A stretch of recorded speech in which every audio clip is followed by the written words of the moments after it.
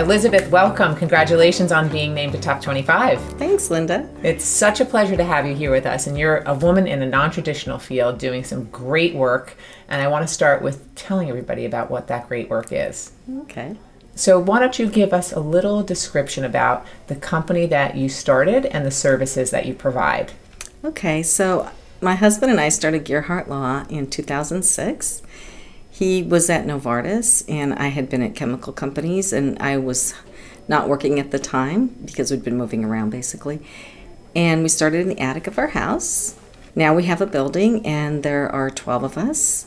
So it's been pretty exciting. Oh, that's the best. I love those entrepreneurial stories, starting in the attic or the basement, and then you have all these employees, the best gift you could give another human. I think it's fantastic. So congratulations on that. Thank you. So the firm, one of the things that we were lucky with is that we have a very niche specialty that's in high demand right now. So the firm is a boutique intellectual property firm, which means we focus mainly on patents, trademarks, and copyrights, and the associated intellectual property areas that go with those.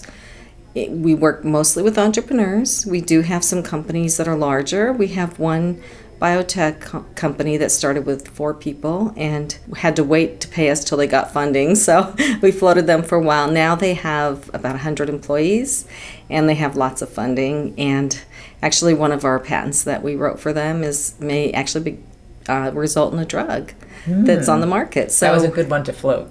Yeah, so it was. So that's the kind of thing we do. We do patents in the biotech areas, the tech areas, software, what we call consumer products, which would be any mechanical type of device. And we do trademarks for everything. We work, and copyright as well. We work internationally and domestically. We have clients all over the world. We have attorneys who give presentations all over the world. And it's very exciting for us to be in this field because it's just a burgeoning field, and there's a lot to do, and it's like the best part of law because everybody walks in the door excited. Yes. They've got an invention, and they're going to document it for the world to see that they did it. Right, so you are embracing innovation and from a different angle. Yes, exactly. So let's talk about your favorite part of being an entrepreneur.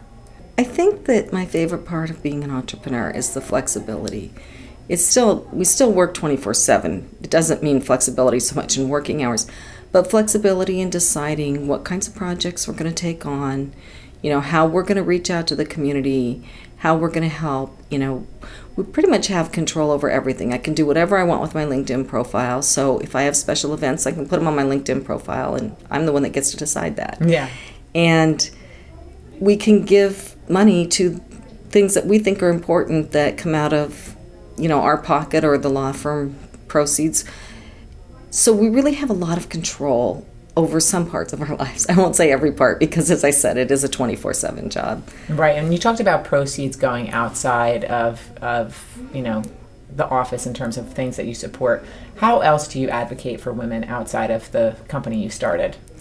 Well, I am on the board of the Women's Center for Entrepreneurship Corporation, and that organization has classes for women entrepreneurs, and it's a very supportive environment, and women are allowed to be themselves and to bring whatever issues they face as women that might be different than men's issues in a very supportive but also very professional and high-level environment. So it's really a good mix, a good combination, and the women of the WCEC are really willing to help other women succeed, which I find just wonderful. Absolutely. We all need that support system to get to the next level in our lives, and personally and professionally.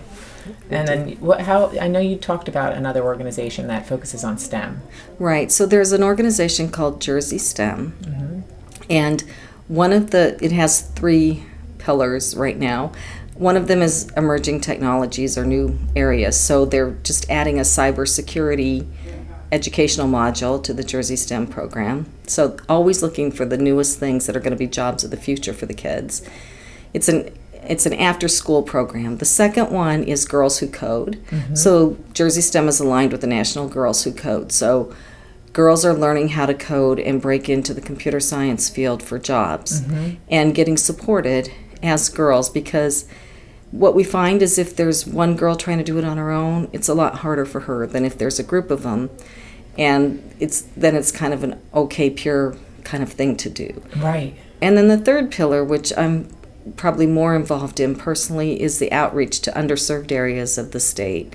And we would like to take it even further. So we have drop-in STEM programs that can go into after-school programs that are already there, like Boys and Girls Club, after-school All-Stars. They don't have a lot of STEM. And what's beautiful about this STEM program is it's hands-on and it's fun, and the kids learn a lot and they love doing it, and it inspires them to go into science. Right.